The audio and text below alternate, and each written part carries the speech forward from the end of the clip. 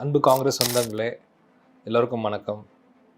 நாட்டில் என்ன நடக்குதுன்னு உங்களுக்கு நல்லாவே தெரியும். இதை பற்றி நான் மறுபடியும் விலாவரியாக சொல்ல வேண்டிய அவசியம் இல்லை. இன்றைக்கி நம்ம ஜனநாயகமே ஒரு கேள்விக்குறியாக இருக்குது. இந்த பாஜக ஒன்றிய அரசு இன்றைக்கி எப்படியாவது ஜனநாயகத்தை வலுவிழக்க செய்து அவங்களுடைய ஏகாதிபத்திய ஆட்சியை கொண்டு வரணுன்றதில் ரொம்ப குறிப்பாக இருக்காங்க. இதில் முழுமையாக இவர்களை எதிர்த்து நிற்பதில் முன்னிலை வகிப்பது காங்கிரஸ் கட்சி தான். ஏன்னா இன்றைக்கி தேசிய அளவில் பட்டி தொட்டி கிராமங்கள் எல்லாத்துலேயுமே காங்கிரஸ் கட்சி தான் இவங்களை எதிர்த்து நிற்குது. நம்மளுடைய எல்லா தோழமை கட்சிகளும் அவங்கவுங்க இடத்துல அவங்கவுங்களுடைய மாநிலங்களை எதிர்த்து நிற்கிறாங்க. இப்போது நடந்து முடிந்த இந்த ஒரு நாடாளுமன்ற கூட்டத்தொடரில் நம்மளுடைய இளந்தலைவர் ராகுல் காந்தி எடுத்து வச்ச எல்லா பேச்சுமே மக்கள் மனதில் ரொம்ப ஆழமாக பதிஞ்சிச்சு. பாஜக இதை ஒரு பெரிய த்ரெட்டாக பார்க்குறாங்க.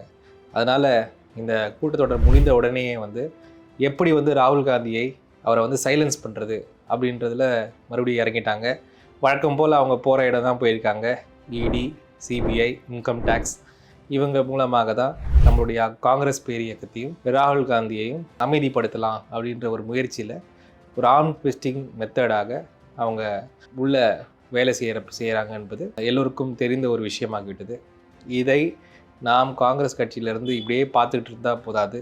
நாம் இதை மிக வலிமையாக கிரவுண்ட் லெவலில் நம்ம எதிர்த்தாலே மட்டுமே இவர்கள் கண்டிப்பாக இந்த முயற்சியை பின்னெடுப்பாங்க.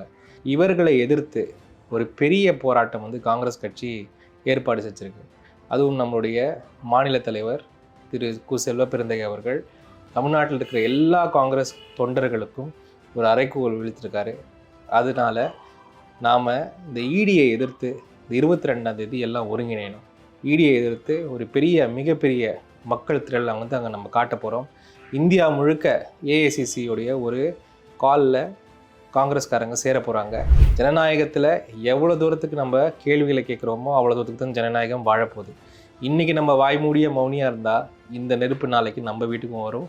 அதனால் நீங்கள் எல்லோரும் ஒரு அறவழி போராட்டத்தை 22ஆம் தேதி 3 மணிக்கு ஹெட் ஹவுஸ் ரோடில் பண்ணுறோம். நீங்கள் மட்டும் இல்லை, உங்களுடைய எல்லா காங்கிரஸ் சொந்தங்களையும், உங்களுடைய உறவினர்கள், உற்றார்கள், நண்பர்கள் எல்லோரையும் அன்றைக்கி ஒரு 1 ஹவராவது அங்கே இந்த போராட்டத்தில் நீங்கள் ஈடுபட்டுட்டு போகணும் என்றது என்னுடைய தாழ்வான வேண்டிகோள். ஜனநாயகத்திற்காக, நாட்டிற்காக, நம் குடும்பத்திற்காக இதை நீங்கள் செய்ய வேண்டும். நான் அங்கே இருப்பேன், உங்களை எதிர்பார்த்திருப்பேன்.